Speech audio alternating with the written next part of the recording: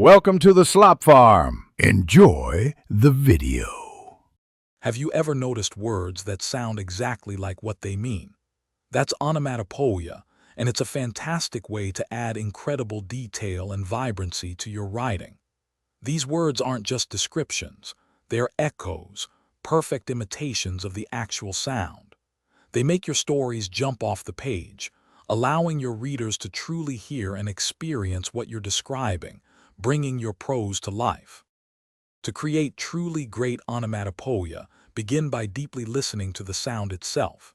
Don't just hear it, analyze its duration and intensity. Then try to mimic that sound with your own voice, focusing on how it feels in your mouth. Is it short and sharp like a pop, or long and drawn out like a swoosh? Understanding how the sound feels when you make it will guide your precise word choice. Once you have the sound firmly in mind, start playfully experimenting with different letters and syllables. Use short, sharp consonants for abrupt noises, or perhaps soft, long vowels for more gentle sounds. Sometimes, simply repeating a sound like clack clack effectively captures a rhythm or ongoing action. The ultimate goal is to build a word that phonetically mirrors the original sound, almost as if you're painting with spoken letters. Onomatopoeia isn't just about the sound. It's also deeply tied to the context and emotion surrounding it.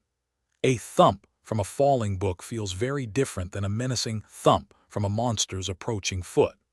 Think carefully about the specific scene and the overall feeling you want to create. Your particular word choice and even its spelling can significantly amplify the mood, making the sound resonate more powerfully with your audience.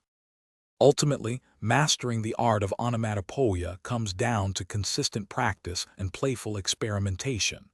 Listen intently to all the sounds in your daily life, from a simple kettle whistling to a distant car honking. Then, try to come up with your own imaginative and unique words for them.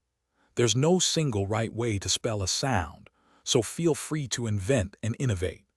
Have fun letting your words truly resonate with your readers. Thanks for watching.